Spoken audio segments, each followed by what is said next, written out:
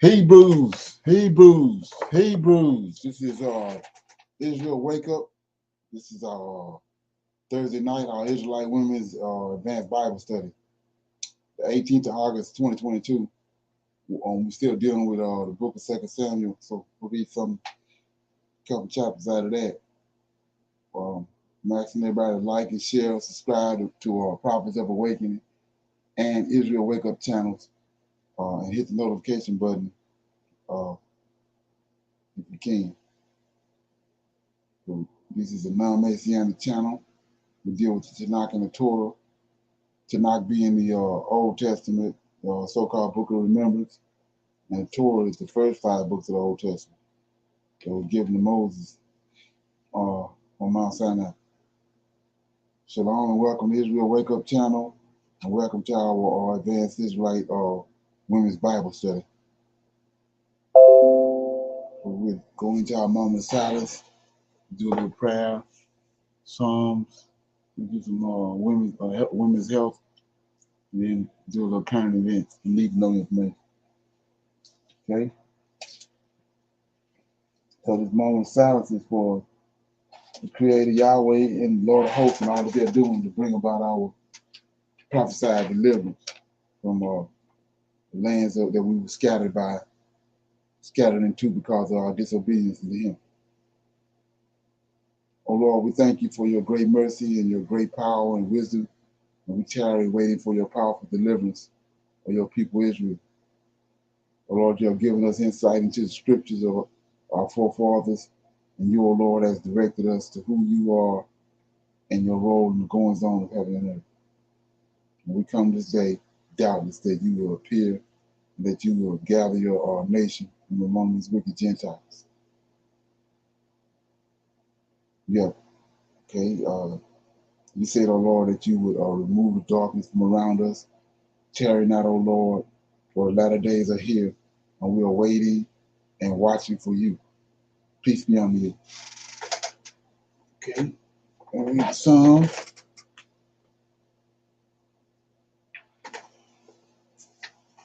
Okay.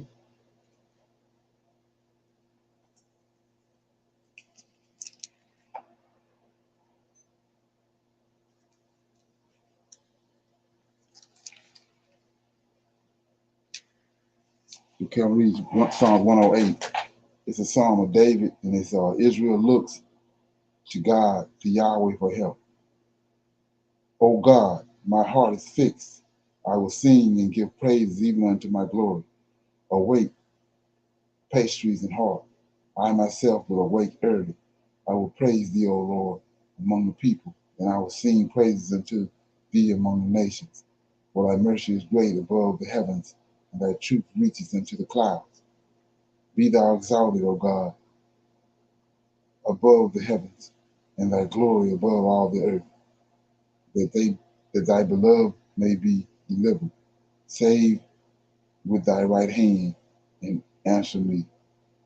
God has spoken in his, it says, God has spoken in his holiness. I will rejoice. I will divide Shechem and mete out the valley of Suklah. Gilead is mine, Manasseh is mine, Ephraim also is the strength of mine head. Judah is my lawgiver, Moab is my washpot. Over Edom will I cast out my shoe, over Philistine will I triumph. Who will bring me into the strong city? Who will lead me into Edom? Will not thou, O God, who hast cast us off, and will not thou, O God, go forth with our host? Give us help from trouble, and vain in the help of man. Through God we shall do valiantly, for it is he that shall tread down our enemies. That was Psalm 108. Israel looks to Yahweh for help. It's a Psalm of David. Any comments on that? Anything stick out, ring a bell? Okay, so with that being said, we're gonna go into our little women's health moment, and See what we can learn from that.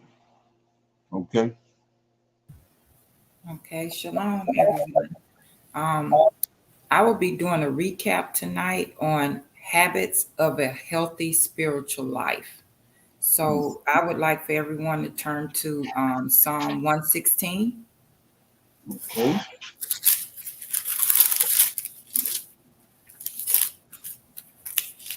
Okay.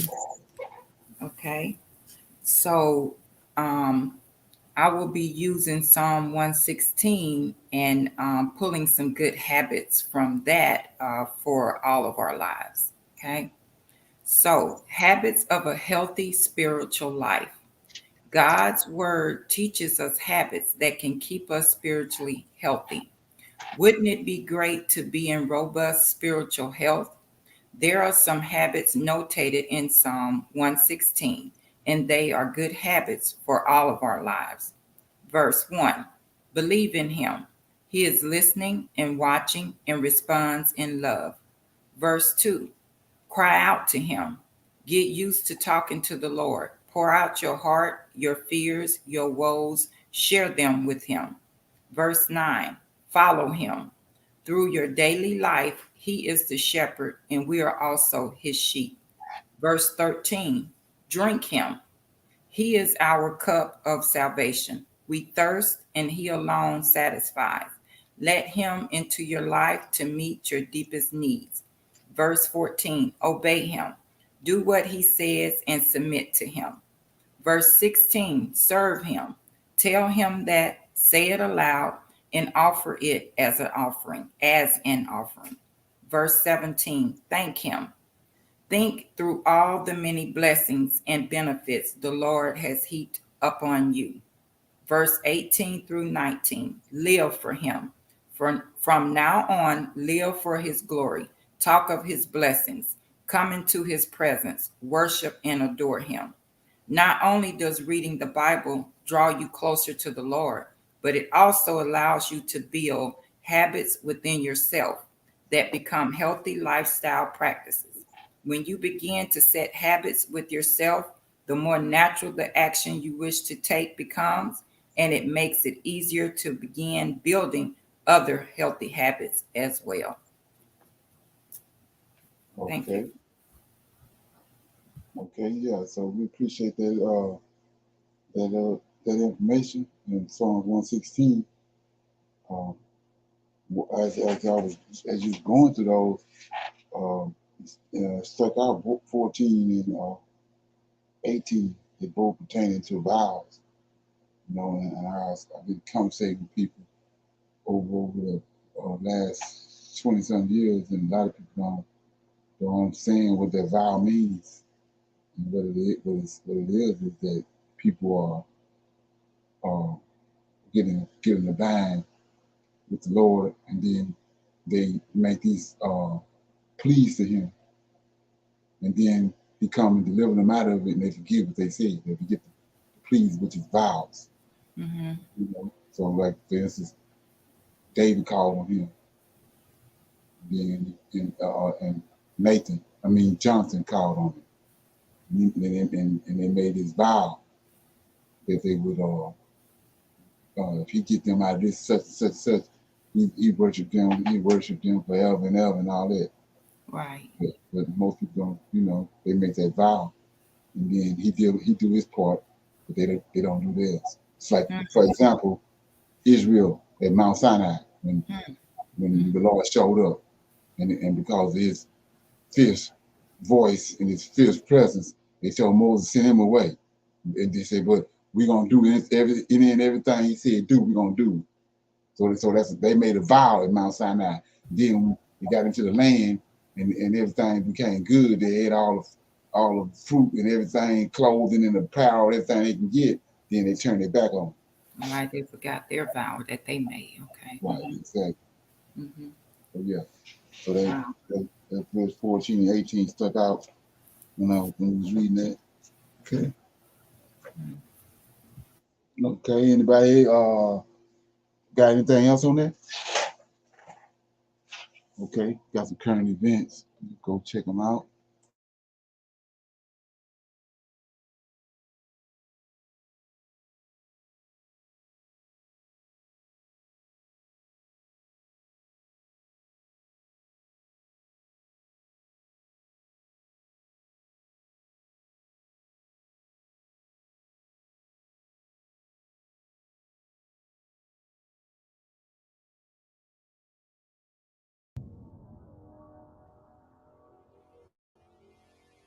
If you think people are angry right now, just wait until food prices explode to levels that hardly anyone ever anticipated. The perfect storm of events is creating a completely nightmarish scenario for food production in 2022, which means that food supply chains will be facing immense stress in 2023. Most people don't even know this, but we're still consuming the food that was grown last year. And given that far less food than originally projected is being grown right now, soon executives, grocers, consumers, and authorities will start realizing that there isn't enough food supplies to feed everyone. Devastating droughts are still destroying millions of acres of crops in the United States, and geopolitical conflicts are greatly restricting the flow of agricultural goods around the globe. On top of that, farming goods are going through the roof, and some fertilizers have now more than quadrupled in price, which is deeply affecting agricultural production all over the planet. There is going to be a lot less food to go around in the coming months, and we are all going to pay a lot more for it. That's what we're going to expose in today's video. But before moving on, please make sure you leave a thumbs up and subscribe to our channel to stay updated with the most important news. The cost of living crisis in the United States is absolutely out of control, and at this point, sharp price increases are hitting each and every sector of the economy, and that's particularly worrying when it comes to basic necessities.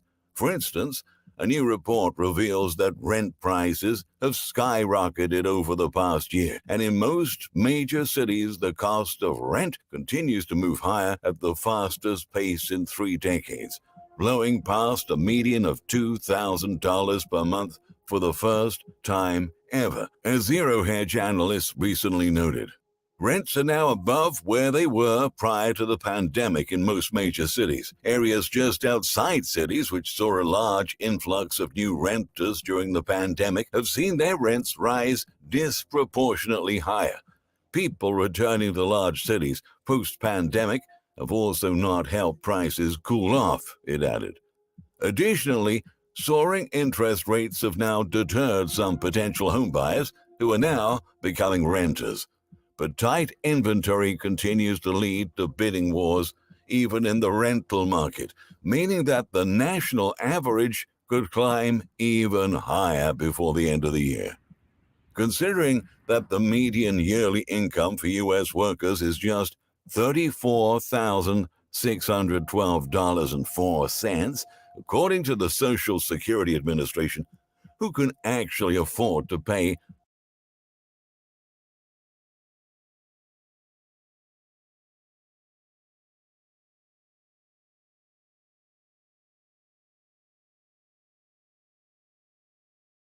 $2,000 a month for rent, especially now when the price of energy, gas, and food is dramatically rising. No wonder most families need to have more than one income just to survive these days. But in many cases, even 2 incomes are not enough to keep a roof above their heads. Bloomberg data shows that right now. 40% of all households that are not current on their rent say they are likely to be evicted or foreclosed within the next 2 months. This represents 5.4 million households. This is proof that our standard of living is evaporating right before our eyes. Tens of millions of Americans are already working as hard as they possibly can just to pay the bills each month. With over 60% of the population living paycheck to paycheck, it's safe to say that the vast majority of the country is financially struggling to make ends meet. That's precisely why the soaring price of food is such a big deal. The most recent numbers released by official agencies tell us that the cost of the so-called food at home has been rising at the fastest rate in over 4 decades. The Food at Home Index, which represents food purchased in places like grocery stores for consumption at home, jumped by an annual 13.1%, which is the fastest pace since March 1979. Consumers are getting a break at the gas pumps, but not at the grocery store, Bankrate Chief Financial Analyst Greg McBride highlighted. Food prices, and especially costs for food at home, continue to soar, rising at the fastest pace in more than 43 years, McBride outlined. Unfortunately, the truth is that we haven't seen the worst of food inflation yet. What we're seeing at the grocery store right now is mainly a reflection of what happened in 2021. We haven't felt the impact of the widespread crop failures and other disasters that hit U.S. food production in 2022 just yet. One recent example that illustrates how the food supply chain works is the current potato shortage happening in Idaho. Now, if you haven't heard about it already or noticed fewer and fewer potatoes in your grocery store's produce section, you will soon. This shortage was caused by a ravaging heat wave that happened last summer. I'm not sure if you remember last June, but we had some just unbelievably hot temperatures here in Idaho. It did a number on our potato crop, explained Jamie Hyam, President and CEO of the Idaho Potato Commission. And so, our yields were significantly down last year. Before the 2022 harvest comes into the pipeline, it's now just beginning, consumers are facing the shortage from last year's crop. This means that the crop failures of 2022 are going to be felt very keenly in 2023. According to the U.S. Drought Monitor, nearly half of the nation is experiencing some levels of drought at this moment, with meteorologists saying that the ongoing mega drought in the Southwest is the worst in 1,200 years. Conditions are particularly bad in Texas, where the lack of moisture is crippling the state's absolutely massive agriculture industry. There are hundreds of thousands of farms and ranches in Texas. Local reports expose that nearly all of them are deeply suffering right now. The Texan reported, the drought pressing Texas's agriculture industry, which is responsible for 10% of the state's gross domestic product, is pushing farmers and ranchers to the brink.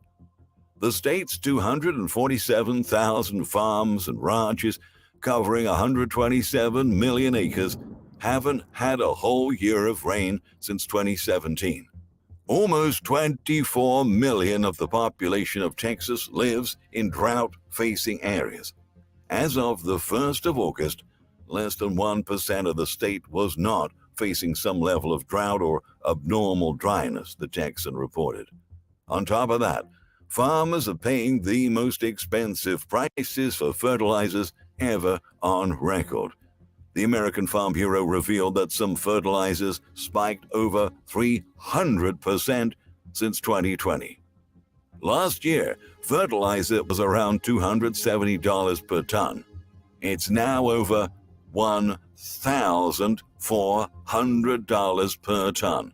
Megan Kaiser of Kaiser Family Farms and farmer director of the United Soybean Board said in a recent interview with NBC, "It's scary. It turns my stomach a little bit to think about the amount of risk that our family farm is taking right now. Fertilizer is essential for crops. Without fertilizer, plants may not get the nourishment they need to result in the yields necessary to meet global demand. Researchers at the International Fertilizer Association say we would only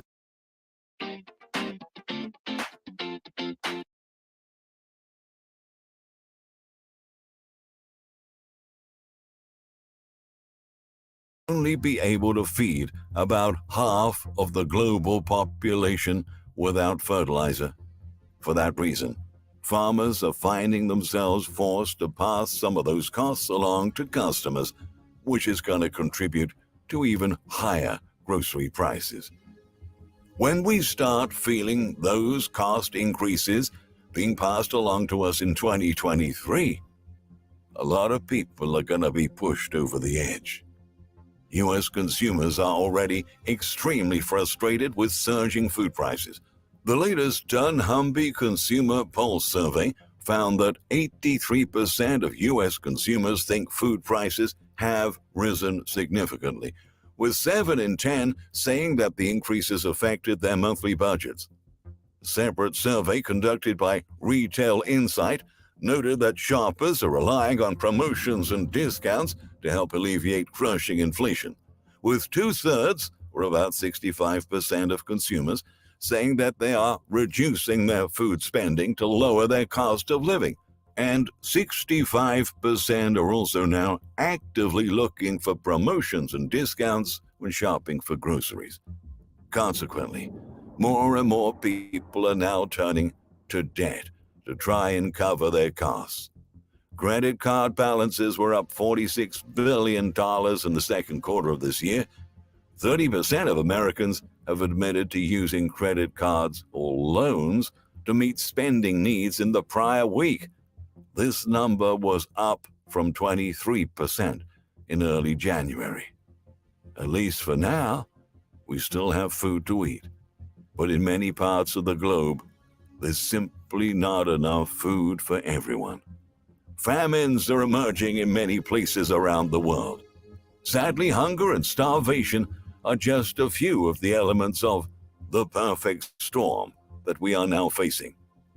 Recently, the financial expert Egon von Greyerz listed some of the other major elements, which include debts at levels that can never be repaid, sovereign, corporate, and private, epic global bubbles in stocks, bonds, and property, all collapsing, major geopolitical conflicts with no desire for peace, energy imbalances and shortages, most self-inflicted, food shortages leading to major famine and civil unrest, and inflation leading to hyperinflation and global poverty.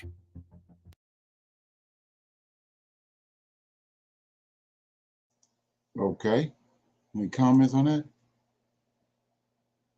They consider 34,000 a year middle class, right? But of course, we know we don't bring that home by the time taxes eat you up, right? So if you figure that up, that's about $16 an hour, a little bit more than $16 an hour. Okay. And you know, you can't just make it off of that. I don't know where they come up with these number or how they figure what's middle class, lower class, upper class, but 34,000 is not much at all to live off of. Yeah, like you said, struggling. Right, you struggling. Lower middle class. Oh yeah. Uh-huh. Mm, And they gonna get wiped out. Everything that's coming is already started. Yeah. It's right. not So like that. now, right. Yes, I agree. So now excuse me, now that, someone that makes 34,000 a year is struggling right now to make ends meet because, like he said, food prices have went up, electric bills have gone up, everything's going up. I know on my end it is, including your car insurance, even your cell phone bill, everything is going up. Right. Exactly. And there's some, yeah. And like he said, it's not even what happened with last year with all the stuff happened with agriculture last year. That haven't even came into effect yet. That's why they predicting what they're predicting for this winter. Right. It's really gonna hit the fan this winter. Mm. Oh yeah. Okay. So I got another one right here.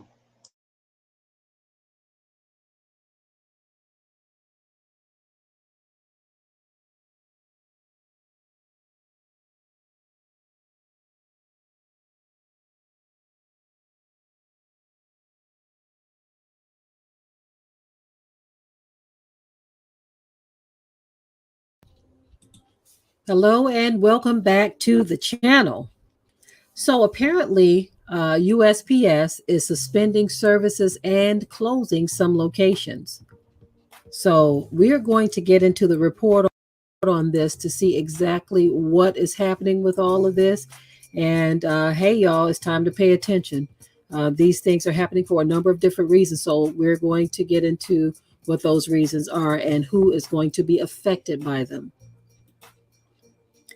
Okay, so the report goes on to say that the United States Postal Service is suspending these services effective immediately. There's no guarantee that your mail is going to show up every day, especially in 2022. The U.S. Postal Service has been battling a number of challenges over the last couple of years that have resulted in growing complaints about delivery delays across the country. At the same time, the threat of mail theft has increased significantly, making it more likely that your mail could be stolen before it makes its way to you. Sometimes, however, the USPS plays a more direct role in your empty mailbox. The postal agency can and will suspend delivery services for a number of reasons, which some Americans have just recently discovered. People across the U.S. have had their mail services stripped back throughout the year. From April to June, the USPS suspended deliveries in at least 3 cities over attacks against postal carriers. So, listen, y'all, as times get worse and worse, people are starting to get crazy too, right? And so they are stopping delivery. So you better tell your neighbors to calm themselves down if you don't want your mail service to be stopped. So the areas affected by the suspension of service, period, or the suspension of deliveries, should I say. Santa Monica, California, Greenfield, Indiana, and Des Moines, Iowa. Residents in one Santa Monica neighborhood received notice of a mail suspension back in April due to assaults and threats of assaults from one individual against multiple carriers in the area. Meanwhile, the neighborhoods in Greenfield and Des Moines both lost delivery services after a USPS worker were attacked by loose dogs. Now the Postal Service has had to suspend its services in another area entirely for very different concerns. So here's the thing: when people think that they're supposed to just sit back and be quiet and mind their own business and things, this is what can happen. When your life is interrupted, then all of a sudden everything matters, right? Um, that's how it is. A lot of people don't want to get involved in things until they are affected by it. So those of you who got these wild dogs running around, if you don't put the dog up, you ain't getting no mail. It's that simple, right? And also for those who know of the attacks, I remember hearing about this story some time ago. You know the person who's doing this kind of stuff, right? You ain't calling no police. You ain't doing nothing. You just sitting still, thinking that these mail carriers are going to just continue to come to your neighborhood, and nobody wants to lift a finger to push a button to call the cops on someone who's attacking them. Okay, so let's get into the rest of the story. It says the USPS was forced to suspend its services at several post offices in Northern California this week. According to the e-commerce news outlet, the agency closed post offices in 4 Saskatchewan County cities: Klamath River, Happy Camp, Scott Bar, and Seat Valley. The closures are the results of McKinney fires, a massive wildfire that broke out in the Klamath National Forest near the border of California and Oregon on July 29th. Okay, and so those are some other very specific reasons why closures are happening and suspension of services are taking place. So let's go deeper into this. On August 1st, the USPS updated its residential service disruptions alert page, notifying residents that 2 of the post offices have reopened. Okay, that's Happy Cat and Seat Valley. The Scott Bar and Klamath River locations are still closed due to McKinney fires. However, and even in the areas where post offices have reopened, mail delivery is still being impacted due to road closures because of the fire. For residents who are unable to get their mail, the Postal Service is directing them to available mail and retail services at the post office in Eureka, California. Customers are reminded to bring proper photo identification for mail and package pickups, said the agency. Okay. The Postal Service has long warned customers that hazardous conditions and natural disasters can and will affect services, but the agency says it curtails delivery only after careful consideration and only as a last resort.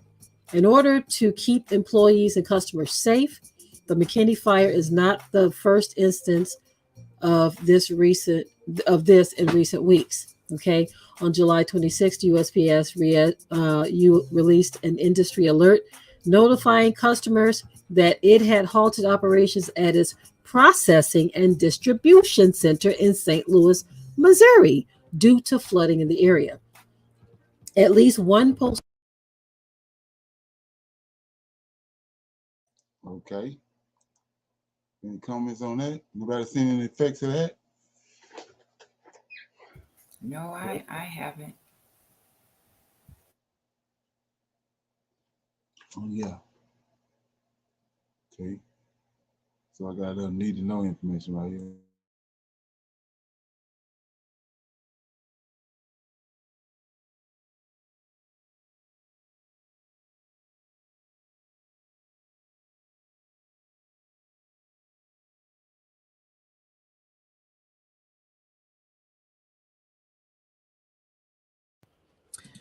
Okay, y'all. If it ain't one thing, is another. If it ain't one thing, is another. So now they are saying that a potentially deadly kind of bacteria has been found in U.S. soil and water. So take a look at this for a moment. A deadly bacteria in the soil where we get our food from and in the water. So the things that you need to survive, now they are finding a potentially deadly kind of bacteria in the soil that grows our food and in the water. Okay, like I said, if it ain't one thing, it's another. Let's dive into what they're talking about here. Let's see what is going on. With Create Studio Pro, you can create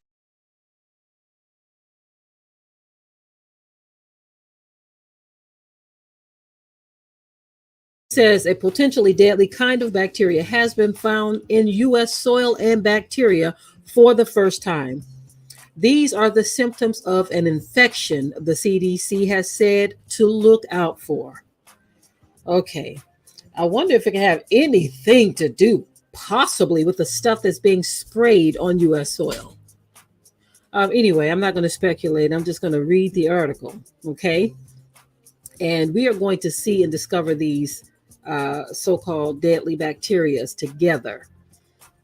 It says a potentially deadly strain of bacteria has been detected in U.S. soil and water for the first time, prompting the Centers for Disease Control and Prevention to ask healthcare workers to be on the lookout for symptoms in patients. It says the bacteria called Burkholderia pseudomalea cause a rare disease called melioidosis that has killed 10 to 50% of people who've caught. That's a high percentage, y'all. That's a high percentage. It has killed 50% of the people who have caught it in various outbreaks around the world. The CDC wrote in a health advisory on Wednesday. The bacteria were identified in soil and water in the Gulf Coast region of southern Mississippi during an investigation into two unrelated melioidosis cases, which were diagnosed in 2020 and 2022. The CDC said both patients were hospitalized and recovered after treatment with antibiotics. It says the bacteria, which typically live in tropical and subtropical climates outside of continental U.S., are now considered endemic in certain areas of the region. Wow. So, like I said again, if it ain't one thing, it's another. So listening to the news and listening to the information that's coming out, sound like the 10 plagues to me. What you say? What you think? Oh man.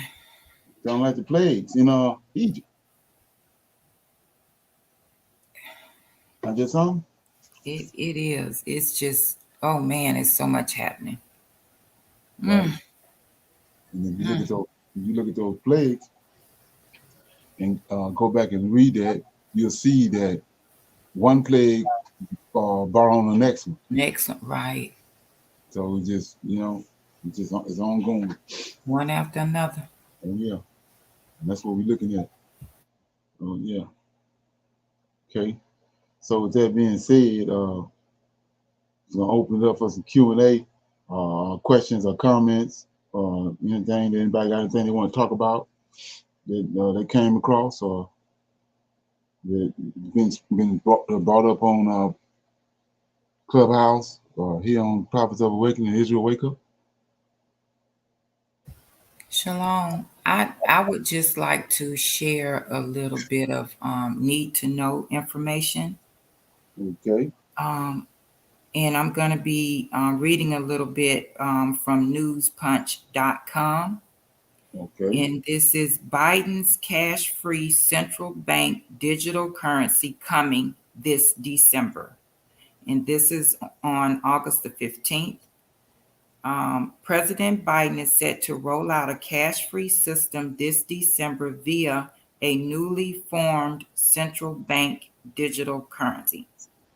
Executive Order 14067, signed by Biden, gives the elites the power to create CBDCs, distribute them at will, steal them from you whenever they want, and shut it off if you do something they don't approve of. I'm going to read a little bit. What is those CBDCs? The CBDC stands for central bank digital currency. Okay. So they can create, several if they like. So it's cryptocurrency what it is. They know what's coming. Right. They're warning us it's coming, but they are trying to say that they will have give them more control of it. Right. They know the dollar's gonna go. So they know exactly. And that is what that is what a this guy, his name is Jim Rickards. Right. He's another investor and former CIA officially is calling it a step towards the end of cash. Right. Records has 4 decades of experience on Wall Street. The new digital tokens can be turned off if the government doesn't like what you're doing. Be ready, because this is the slavery we have been warning is coming. Not that we aren't slaves now, but this is the complete abandonment of the illusions. Prepare for C-Day, which is coming on December the 13th of this year. Okay. So sound like that what they've been talking about, the reset. Tied to, it's tied to that reset, the global reset. It's got to be tied to the dollar. Dollar's going away, so that's what all that stuff's tied to what they know getting ready to happen. They know the dollar's going to go away, and they know the magnitude of cryptocurrency and all that. And so when the dollar goes, whoever is in place to deal with the cryptocurrency is going to receive all the money, all the wealth, and control everything. And that's what this, ain't number the crypto dollar. That's all it is. They call it something else, CDL or CD, whatever you call it. But it's tied to controlling they fair share of cryptocurrency and all that that's going to take over when the dollar go. Right.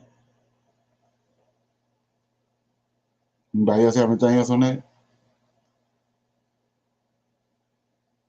Yeah, I was looking at that earlier. I think that's a new kind of news source called News Punch, right?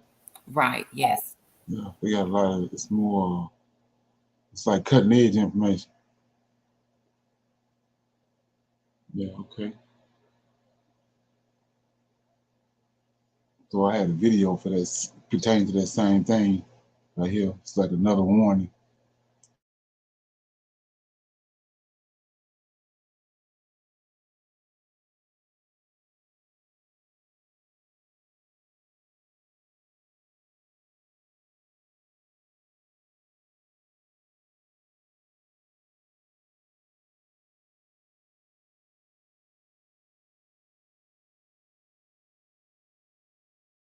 Preparing to wipe us out. Here's a clip from a video I published 2 months ago to my YouTube channel, sharing warnings and information of this imminent drought threat.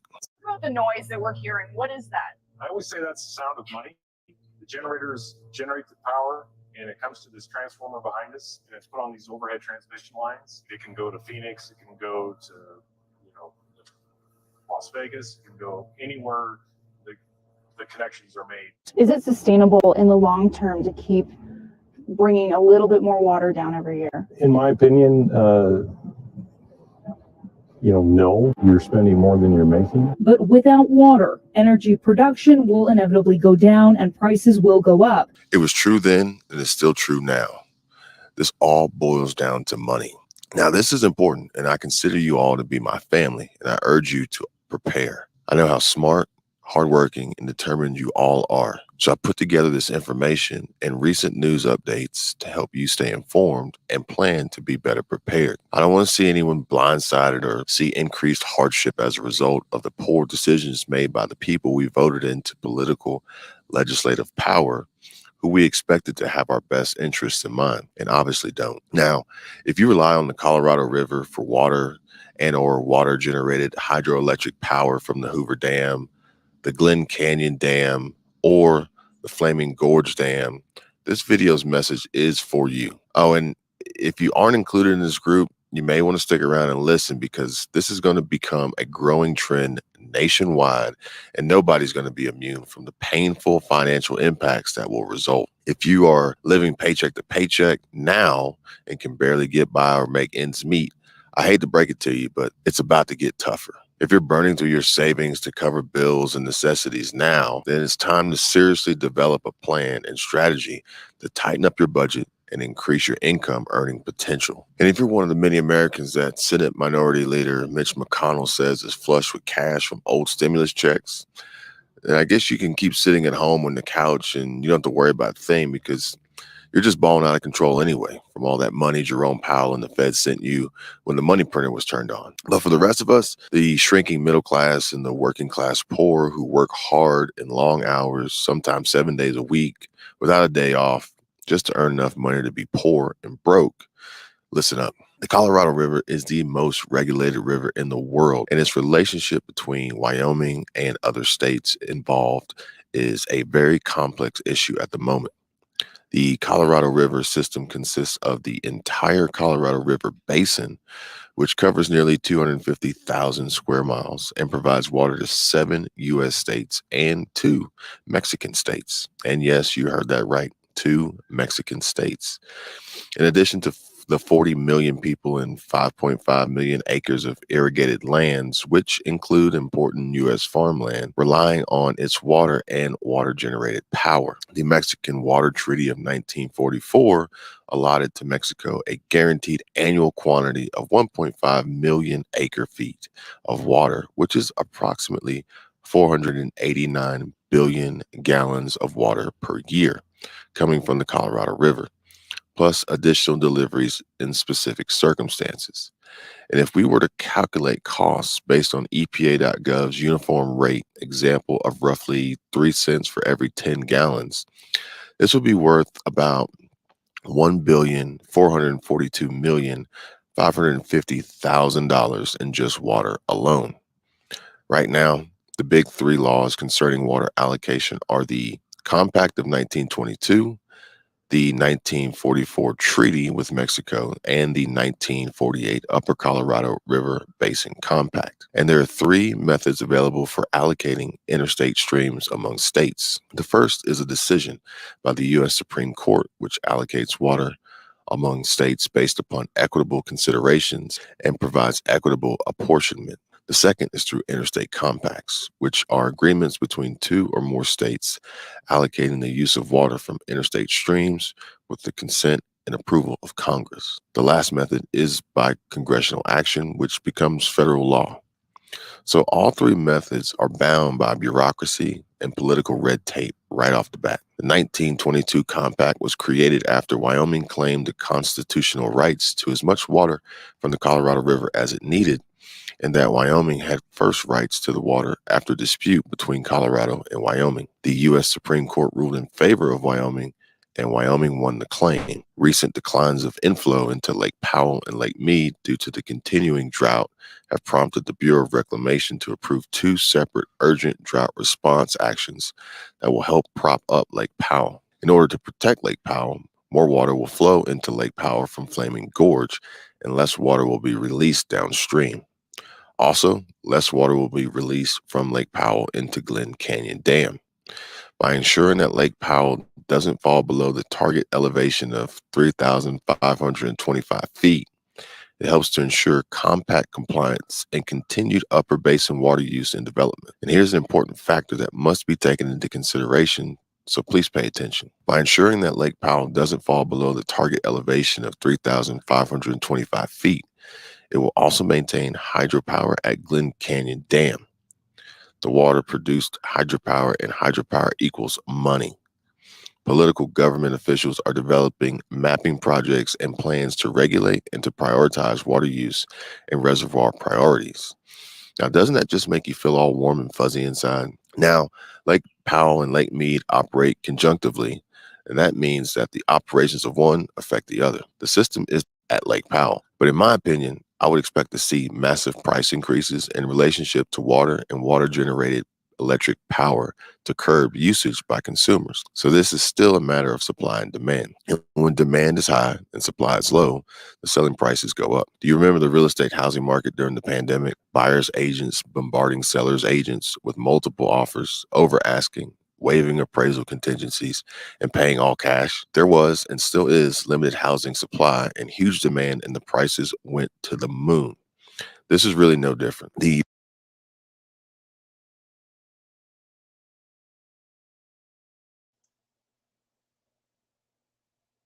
Okay, so like I was saying, we getting warned all over the place. Yeah. So when it hit, when you ain't prepared, it ain't nobody's fault. 'Cause they getting all these warnings all over the place. The purpose of these videos. Okay. Anybody have any comments on it? Do you know anything about that? And just for GP, we know that Colorado River and the Hoover Dam is on the $100 bill. They got plans for it. Somebody's going to say something?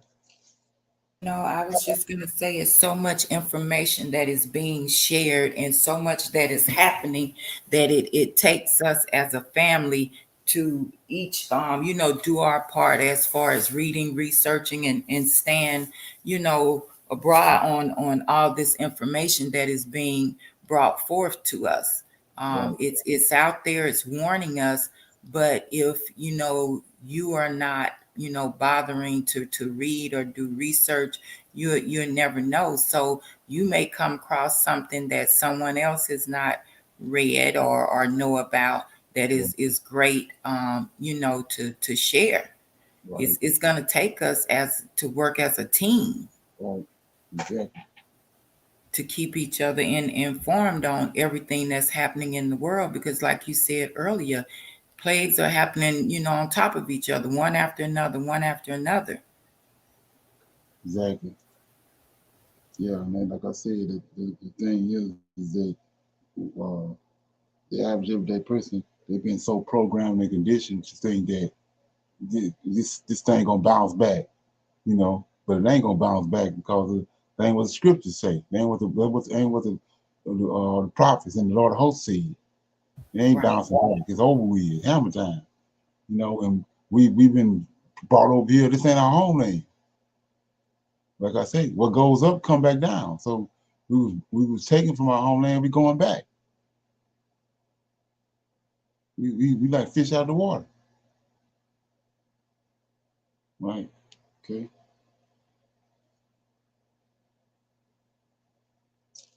It says that the Israel oftentimes went down into Egypt, and then it says the Egyptian oppressed them. So Egypt wasn't their home, but they went down there and they ended up getting 70 souls that was with Jacob. They went down there, but they got oppressed and they ended up staying there 430 years. And then he had to deliver them from there and bring them back to their homeland. Okay? If it wasn't for the Lord of hosts, they'd still be there. It's like us over here. He don't come, we get wiped out. Right? Thank God he's already prophesied to us and told us that what he's going to do. And now we're looking at it. It's unfolding. Okay? So I'm in 2 Samuel. If nobody else have anything to say, read a couple chapters out of that. 2 Samuel. I think I stopped at chapter 14.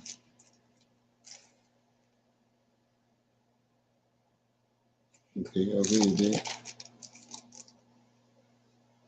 Yeah, here we go.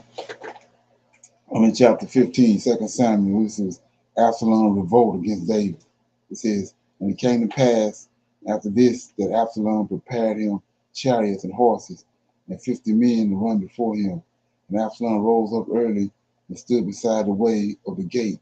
And it was so that when any man that had a controversy came to the king for judgment, then Absalom called unto him and said, of what city art thou? And he said, thy servant is of the tribes of Israel.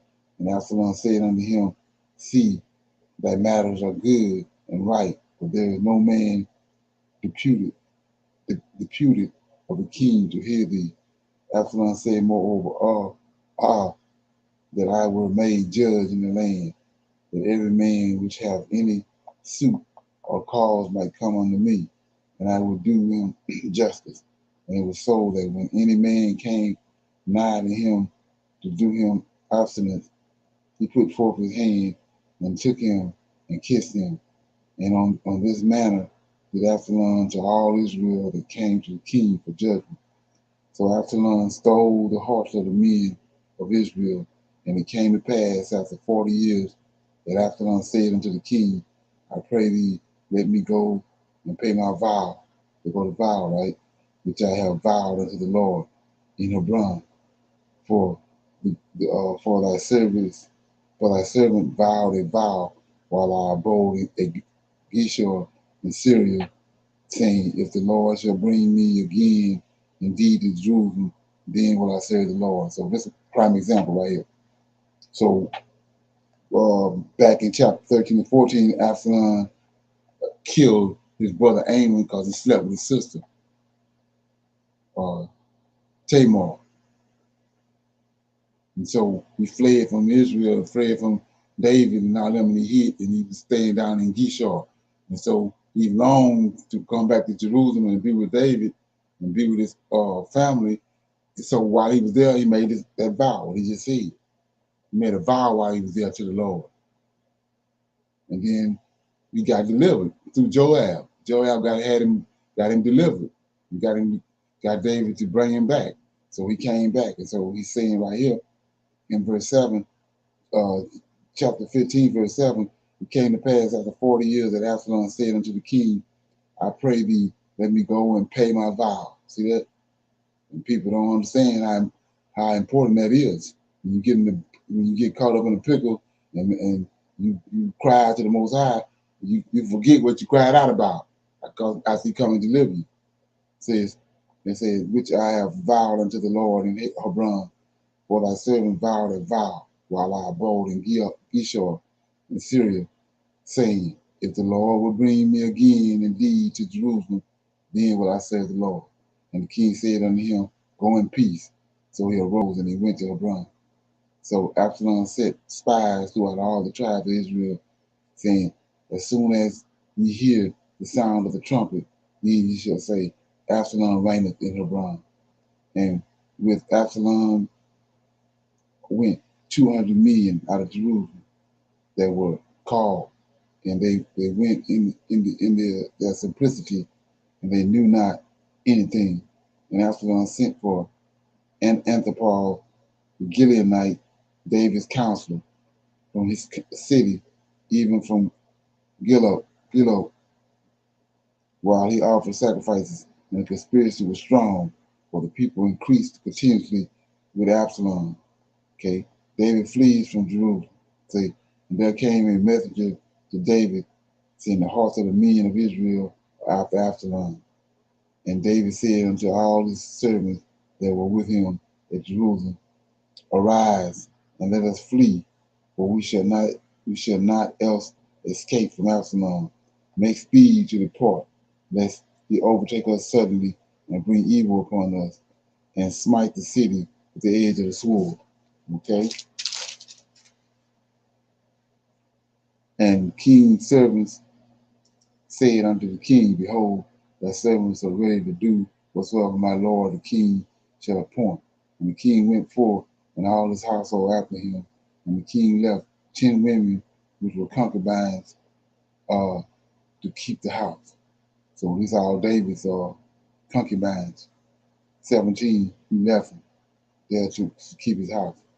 17, and the king went forth, and all the people after him, and tarried in the place that was far off. And all the servants passed on beside him, and all the Cherites, and all the Pelethites, and all the Gideonites, 600 men which came after him from Gath, passed on before the king. Then said the king to Itijah the Gittite, wherefore wilt thou also with us return to thy place and abide with the king, for thou art a stranger and also an exile, whereas thou comest but yesterday, should I this day make thee go up and down with us. See, I go whither I may, return down and take back thy brethren. Mercy and truth be with thee. And Itijah answered the king and said, as the Lord liveth, and as my lord the king liveth, surely in what place my lord the king shall be, whether in death or in life, even there also will thy servant be. And David said unto Itijah, go and pass over. And Itijah the Gittite passed over, and all his men and all the little ones that were with him, and all the country wept with a loud voice, and all the people passed over. The king also himself passed over the brook of Kidron, and all the people passed over toward the way of the wilderness. And lo, Zodok also and all the Levites were with him, bearing the ark of the covenant of God, right? And they set down the ark of God, and Abiathar went up until all the people had done passing out of the city. And the king said unto Zodok, carry back the ark of God into the city. If I should find favor in the eyes of the Lord, he will bring me again and show me both it and his habitation. But if thus he say, I have no delight in thee, behold, here am I. Let him do to me as seemeth good unto him. And the king said unto Zodok the priest, art not thou a seer? Return to the city in peace, and your 2 sons with you, Ahimaaz thy son, and Jonathan the son of Abiathar. See, I will tarry in the plains of the wilderness until there come word for you to certify me. Zodok therefore and Abiathar carried the ark of God again to Jerusalem, and they tarried there. And David went up by the ascent of the Mount of Olives, and he wept as he went up, and he had his head covered, and he went barefooted, and all his people that was with him covered every man his head, and they went up weeping as they went up. And one told David, saying, Athaliah is among the spirituals with Absalom. And David said, O Lord, I pray thee, turn the counsel of Athaliah into foolishness. And it came to pass that when David was come to the top of the mount where he worshipped God, behold, Hishah the Archite came to meet him with his coat rent and the earth upon his head, unto whom David said, If thou passest on with me, then thou shalt be a burden unto me. But if thou return to the city and say unto Absalom, I will be thy servant, O king, as I have been thy father's servant hereto, so will I now also be thy servant. Then may thou be for me be the feet of the council of Anatar. So let's look at that. So first of all, we have to go back what David did to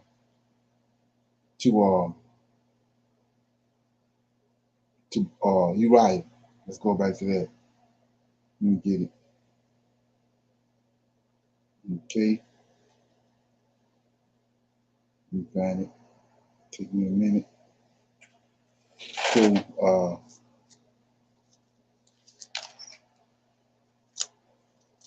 okay.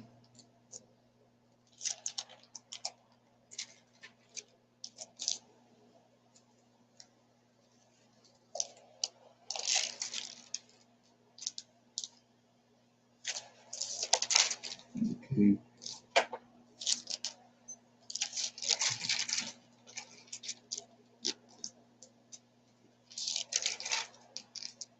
Yeah, chapter 11. So we saw in chapter 11 that David was on his rooftop, and David was on top of his rooftop, and he saw that he saw Bathsheba, and he flipped out on Bathsheba, but Bathsheba had a husband. So David went and laid with her, got her pregnant, but the husband was out in the field fighting.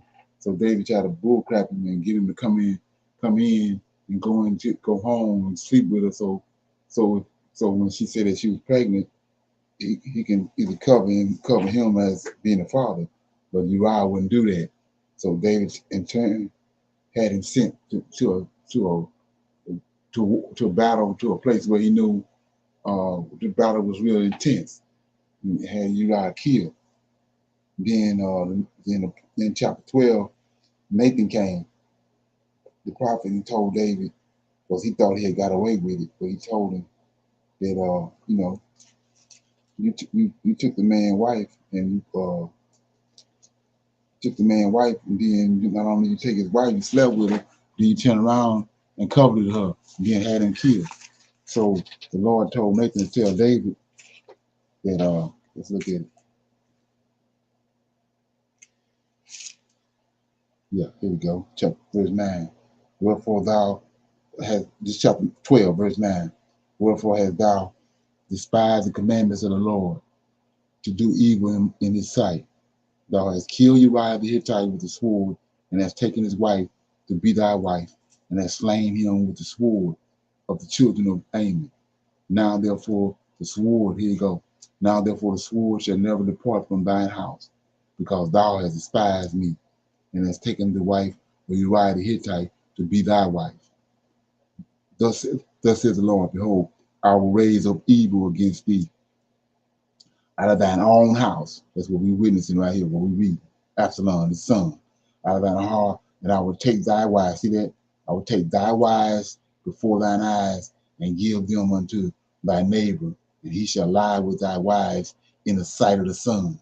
So out in the open, in front of everybody, this person gonna sleep with David's wives, his concubines. It's a prophecy. 12. Or thou did it in, he said, you did what you did with Bathsheba in secret. Thou did it in secretly, but I will do this thing before all Israel and before the sun.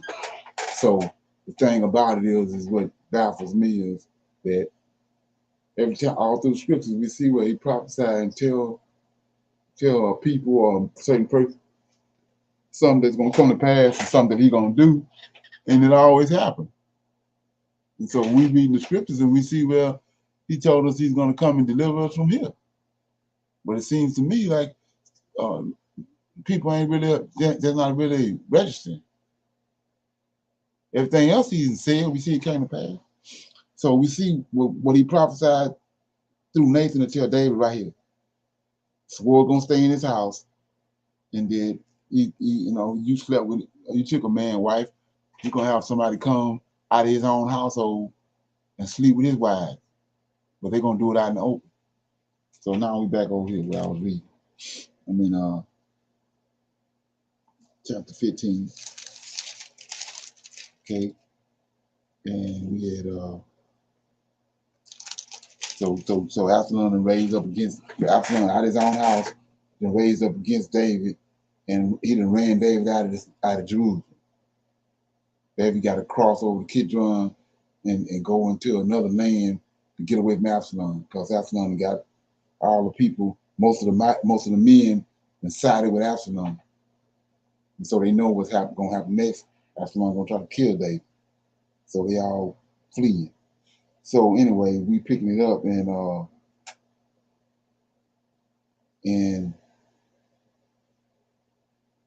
27. 27, 28.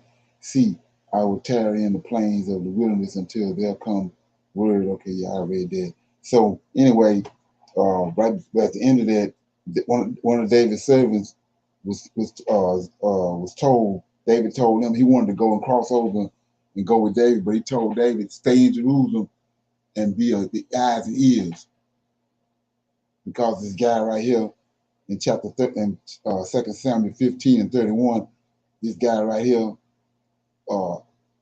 Amphathal, he's David's chief counselor, but he decided with Absalom. So the whole time he's dealing with David, but he had a problem with David. He despised David.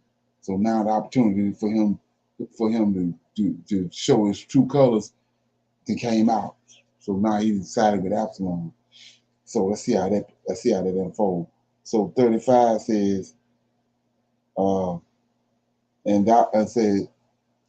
as thou not there with these Zodek and Abiathar the priest, therefore it shall be that what things soever thou shalt hear out of the king. See, he's using him as a spy, the ears that shall tell it to Zodek and Abiathar the priest.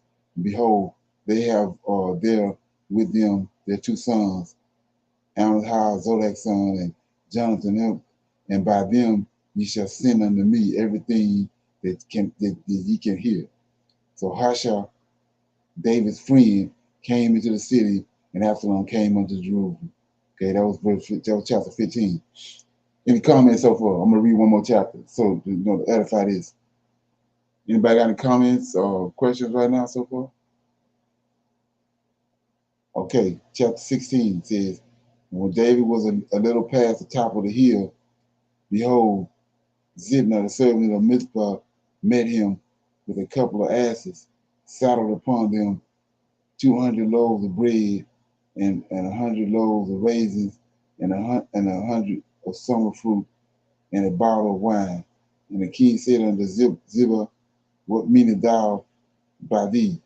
And Ziba said, the asses be for the king's household to ride on, and the bread and the summer fruit for the young men to eat, and the wine that such as be faint is in the wilderness, such as be faint in the wilderness, you may drink. Okay, so let's look at that. So, like I was telling you about the story that's in the New Testament, it was concocted and brought about by events that happened in the Old Testament. So we see right here, we know that David is the Messiah, right? So look at this, chapter 1, 16 and 1.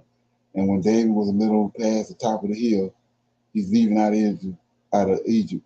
I mean, he's leaving out of Jerusalem after running them out. So behold, Zebna, the servant of Mizpah, met him with a couple of asses. See that? With a couple of asses saddled, and upon them 200. So this is, go back to when JC came into on the day of Palm Sunday. He told the guy, go, you got 2 asses saddled up for me over here. Go get them and bring me.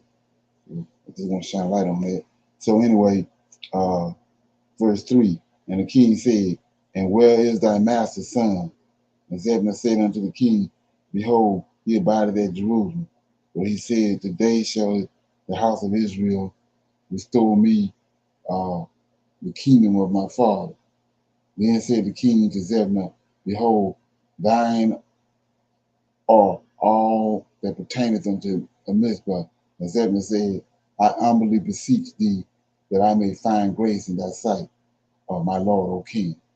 Then verse 5, when King David came to Baharam, behold, this came out a man of the family of the house of Saul. So all this drama going on with Saul is because Saul was, the Benjamites was the ruling family during the time of Saul. Saul was from Benjamin, tribe of Benjamin.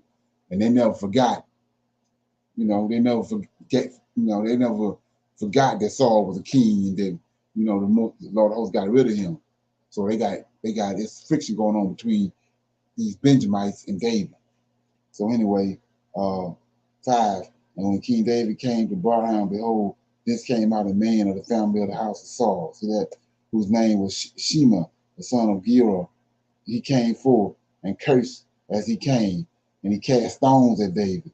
And then all the servants of the king David and all the people and all the mighty men were on the right hand and on the left.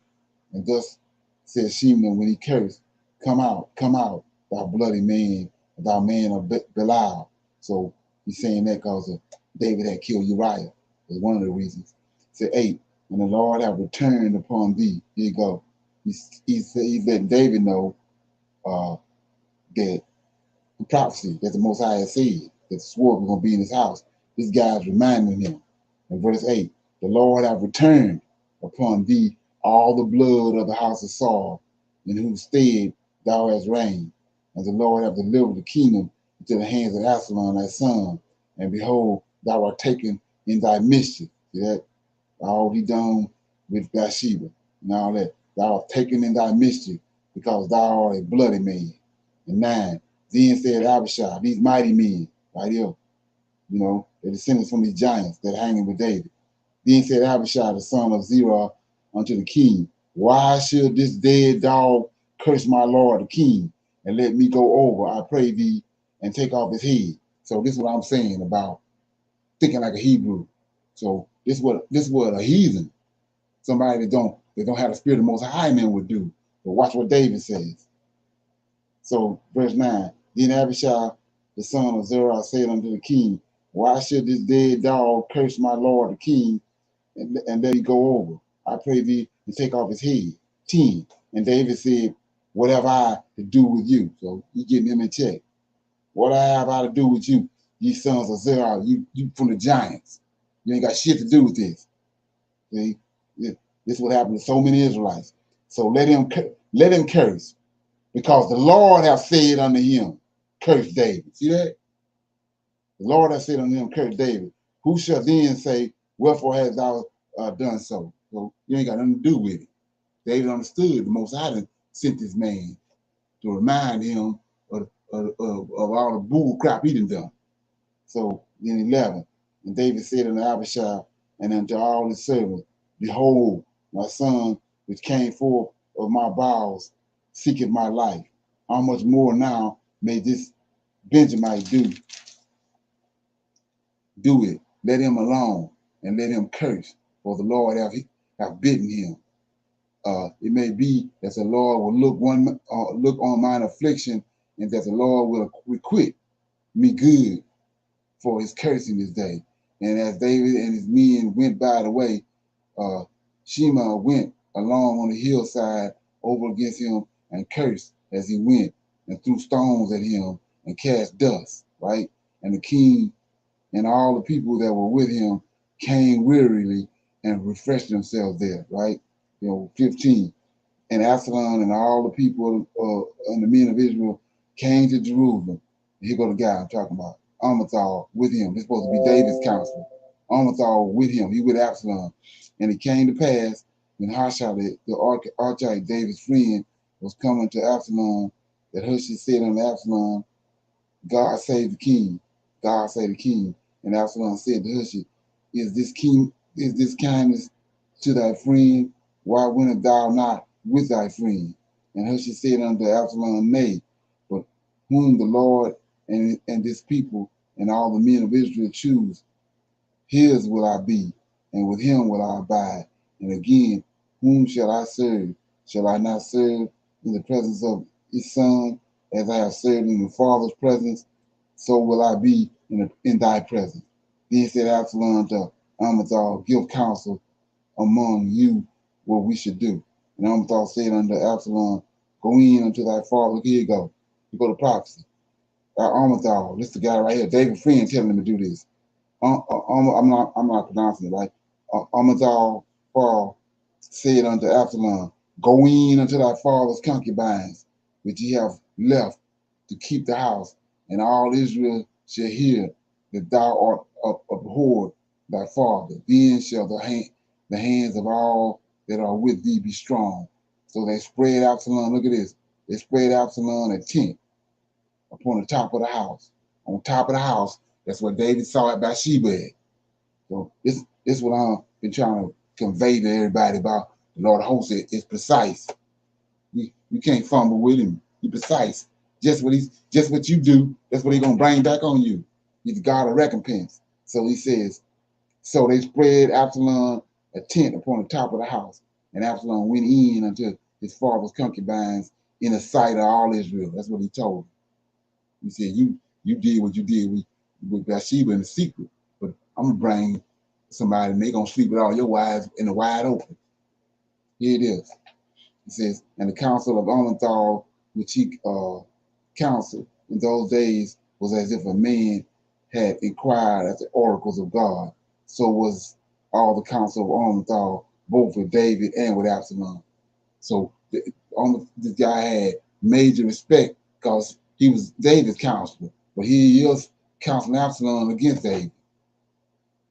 So we're gonna read 17 because I'm gonna show you where they got the story of where they got the story of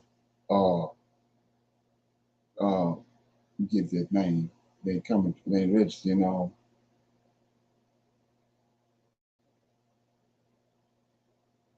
Jesus. What was the guy that betrayed Judas?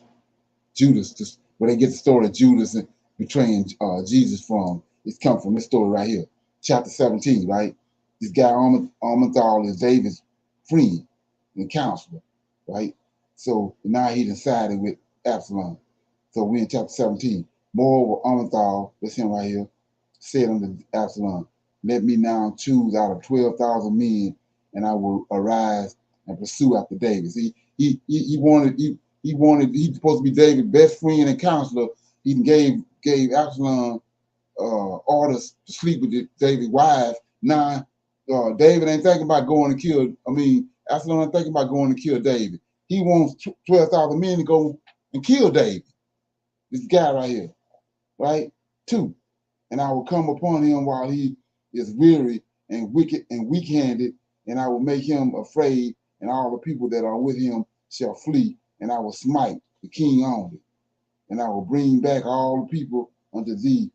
The man whom thou seekest is as if all return, so all the people shall be in peace. And the same pleased Absalom well, and all the elders of Israel. So he know that he can go and David gonna receive him because David assuming he his best friend. But David got this guy left there to get all the information he can to find out what's going on. So 5 says, then said Absalom, call now Hushai. See, this is the man David left. He said, call Hushai the Archite also, and let us hear likewise what he said. And when Hushai was come to Absalom, Absalom spake unto him, saying, Amathal hath spoken after this manner shall we do after his sayings? If not, speak thou. And Hushai said unto Absalom, the counsel that Amathar have given is not good at this time. For said Hushai that knoweth thy father and his men that they be mighty men, and they be chaff in their minds, and as a bear rod of her whips in the field, and thy father is a man of war, and will not lodge with the people. Behold, he is hid now in some pit or in some other place, and it will come to pass when some of them be overthrown at the first, that whosoever heareth it will say, there is a slaughter among the people that follow Absalom, and he also that is valiant, whose heart is as the heart of a lion, shall utterly melt. And for all Israel knoweth that thy father is a mighty man, and that which be with him are valiant men. So they reminding him what David was capable of, and these men that's with David. These descendants of these giants. It's like we saw 400 and some of them crossed over the water with David. So he giving them a friendly reminder of what he messing with. So verse 10 says, and he also that is valiant, whose heart is at the heart of a lion, shall utterly melt. For Israel knoweth that thy father is a mighty man, and they which be with him are valiant men. Therefore I counsel that all Israel be generally gathered unto thee, from Dan even unto Bathsheba, as the sands that is by the sea, for a multitude, that thou go to battle in thine own person.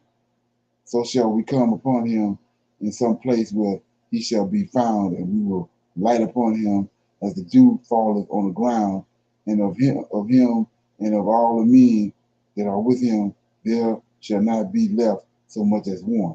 Moreover, if it be gotten into the city, then shall all Israel bring ropes to that city, and will draw it unto the river until there be not one small stone found there. And Absalom and all his men of Israel said, the counsel of Hushai and Archai is better than the counsel of Amathar, for the Lord have appointed to defeat the good counsel of Amathar, to the intent that the Lord might bring evil upon Absalom. Right? So 15 says, then said Hushai unto Zodek and unto Amathar the priest, thus and thus did Amathar counsel Absalom and the elders of Israel, and thus have I counseled.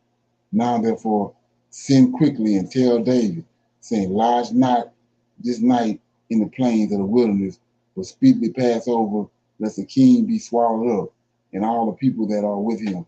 Now Jonathan and Amaz stayed by Ingilgal, for they might not be seen to come into the city.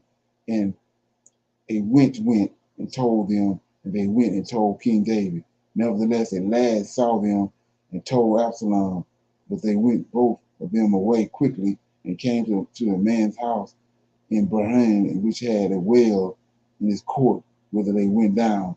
And the woman took and spread a covering over the well's mouth, and spread ground corn thereon, and the thing was not known. And when Absalom's servants came to the woman to the house, they said, where is Ahimaaz and Jonathan?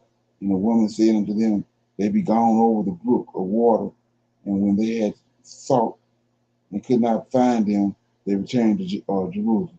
And it came to pass after they were departed, that they came up out of the well and went and told King David, and said unto the king, arise, pass quickly over the water, for thus have Amathar counseled against you. See that? So this is what Judas did with JC. This is where it's coming from, right here. We're gonna see how it play out.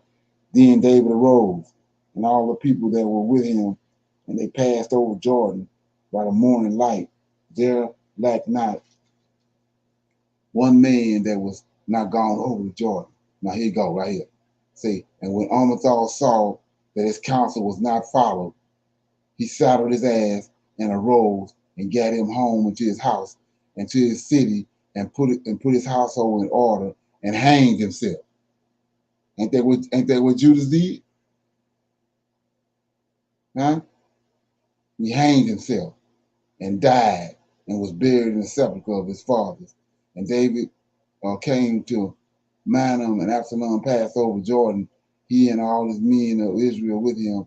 And Absalom made Amash captain of the host instead of Joab, which Amash was a man's son whose name was Ithra, an Israelite that went in to Abigail, the daughter of Nahash, sister of Zorah, Joab's sister.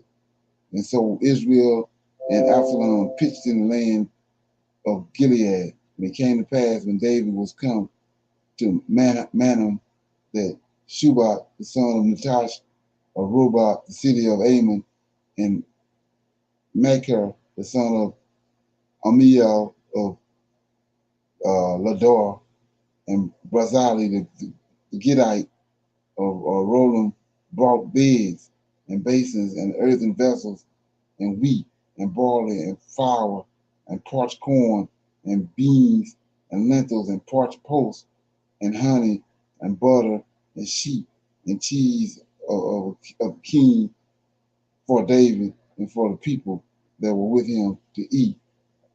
For they said, the people is hungry and weary and thirsty in the wilderness.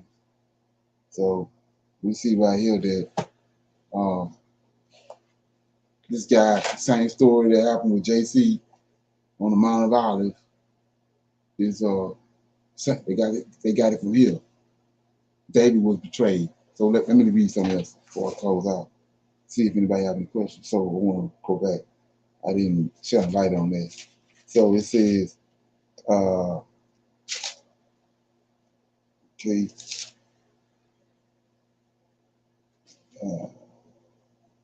yeah, it says in chapter 15, verse 1, it came to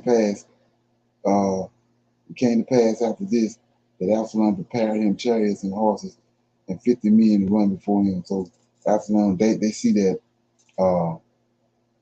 Absalom is gearing up. He wants the kingdom. And he got all these people behind him, so they know that he's going to eventually try to kill David and everybody around him. So I'm in verse 13. And there came a messenger to David saying, the heart of the men of Israel are after Absalom. And David said unto all his servants that were with him at Jerusalem, arise and let us flee, for we shall not else escape from Absalom, make speed to depart, unless he overtake us suddenly and bring evil upon us and smite the city with the edge of the sword, right? So we get it. Okay. So, and the king's servant said unto the king, behold, thy servants are ready to do whatsoever my lord the king shall appoint. And the king went forth and all his household after him. And the king left 10 women that were his concubines to keep his house. And the king went forth and the people after him and tarried in a place that was far off, right? Let me get there.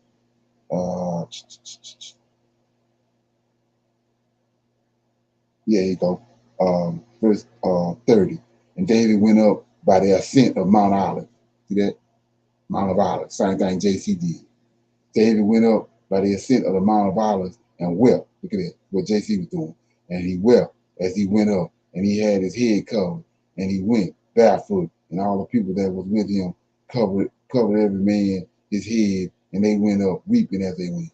So David on the Mount of Olives. So this guy right here, which ain't nothing but where they got Judas story of Judas, that he done betrayed David. Same way that Judas betrayed Jesus. Okay, and then when what he had done, he found out that it didn't work. He went to his household and hung himself. Same thing Judas done. Okay. So anybody got any comments or questions?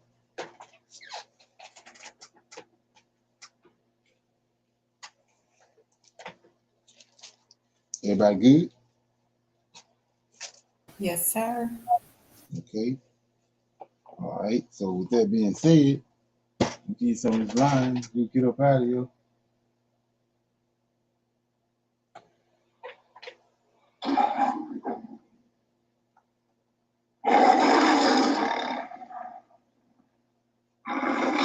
Okay, so I'll see everybody tomorrow for on Clubhouse at 8 o'clock. Shalom. Shalom.